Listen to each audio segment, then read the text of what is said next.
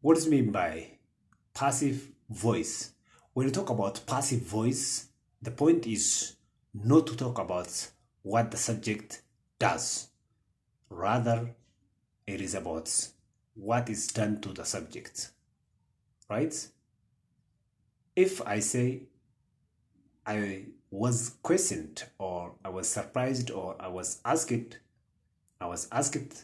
now, these are the statements that indicate what is done to the subject, right? To the subject, to the pronoun I, right?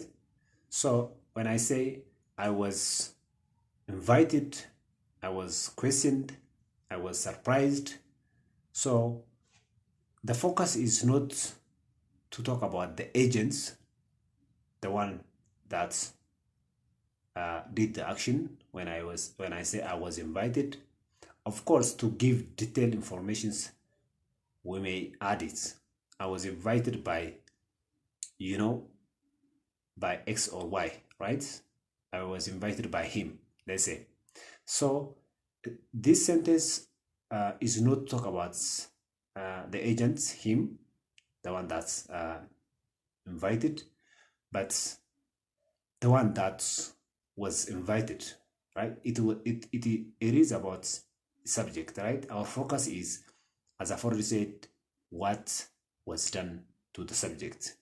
Basically, starting from simple present tense up to future perfect progressive, all of them they have their own pattern or formula in which passive sentences can be formed, right?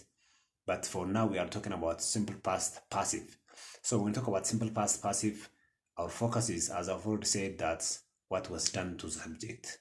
And then there are two verbs when we talk about simple past passive, right? The tense indicators like was and where, according to the subject, whether that's being singular or plural, right? At the same time, the main verb or what we call action verb or verb 3.